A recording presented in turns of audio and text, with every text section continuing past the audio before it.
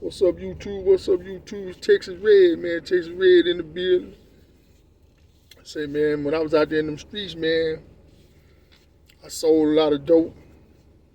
I smoked a lot of dope. You know, most of the time when we hustle, man, we get caught up in, hustling, and we get caught up in smoking. And most of the time we hustling just to support our habit. You know what I'm saying? Because we smoking just as much as we hustle, man. And, man, I remember, man, when I went to that penitentiary, I thought I was going to be away from drugs. And I thought I was going to be away from smoking. And I thought I was going to be away from hustling, man. So when they put me in that cell in the county jail, I said, yeah, man, this going to be my chance to rehabilitate, you know what I'm saying? I ain't going to be around no hustling. I ain't going to be around no smoking. So I'm going to be good.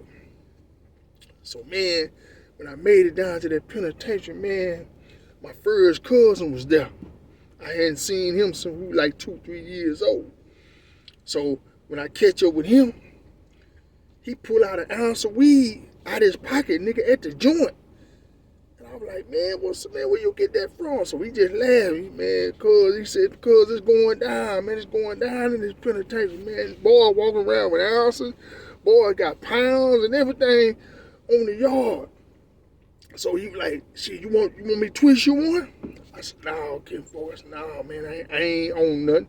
Because my mind is set on this appeal. I ain't trying to do nothing wrong. I'm working on my direct appeal, so I ain't trying to get caught up in nothing. So I said, nah, Ken Forrest, I said, I'm cool. So he twist him one up.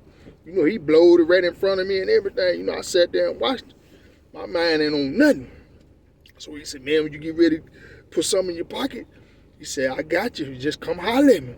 I said, nah, Ken Forrest, I ain't gonna do no hustling or nothing. Because my mind on trying to go to the high. So I'm going back and forth to the library every day. I'm studying them books, you know what I'm saying? I'm trying to find that case law so I can get up out of here. So I'm on my direct appeal, and the direct appeal take a year to come back. So I'm just chilling. I'm just waiting on that. You know, I'm playing basketball and smoking Black and Milds and all that old kind of, you know what I'm saying, kind of shit, you know what I'm saying, really just waiting on this 1 year. Because really and truly, I thought that I was going to beat the case. I thought I was finna get out. So I said, I'm just going to chill. When I get this direct appeal back, I'm out of here. But Kinfolk, he had 30 years too. But he had already been down 2.5 years, and he had already lost his appeal. You know what I'm saying? And he already knew I was going to lose mine, but he didn't want to tell me that. You know what I'm saying? Because he didn't want to break my spirit. So, man, I never forget the day, man. I got the letter in the mail. I ran up to the room, opened the letter up. It said denied. My appeal got denied, man. It just crushed me, man. It crushed my dreams. I was like, oh, man, because I really thought I was going to the high. So when they called to move, I went down to his unit. I say, Ken Forrest, man, I lost my appeal, man. I was sick. I said, man, I lost my appeal, Ken Forrest.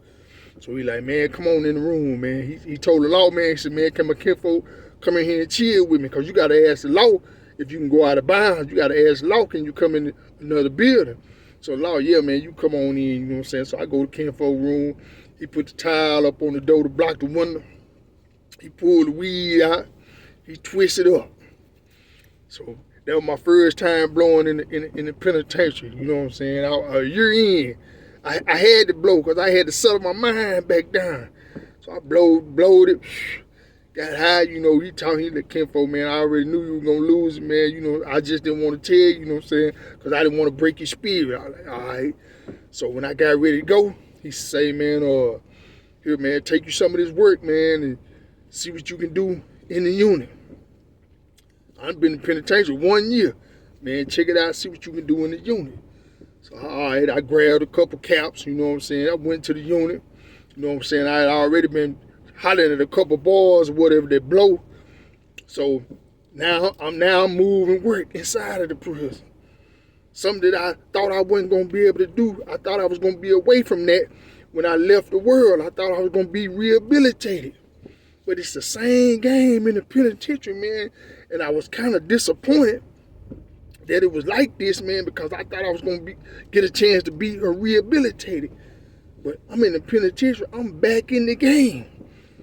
But what's so cold about it, I'm hustling around and selling to dudes that I don't even know. My homeboy already done knocked my head off.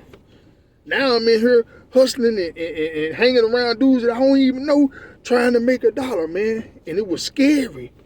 But you know, I had to do what I had to do, you know what I'm saying? Money from the world was coming slow, you know what I'm saying? So I had to make me some compound money. I had to give me some compound money so I could maneuver on the compound money. And the compound money is stamps in the feds. So I had to get my stamp game up, you know what I'm saying? So I can maneuver on the compound. And I got to have some money on my books. And the stamps gonna help me get some money on my books. So man, long story short, man, I hustled up in the penitentiary, man. I did 20 years. I hustled for 18 years. And then I got to the point where I started seeing dudes leave. I seen a lot of dudes leave. And I seen a lot of dudes come back through the door, man. And I would ask them, man, what happened? And all of them had the same story.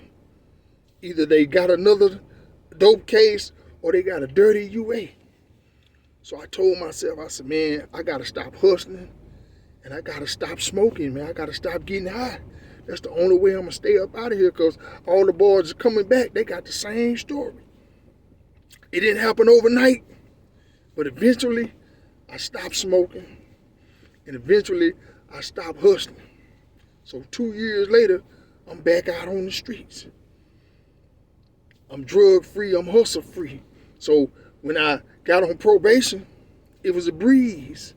You know what I'm saying? I breezed through it because I didn't have to worry about no dirty UAs and I didn't have to worry about getting caught up with the laws because I wasn't doing nothing.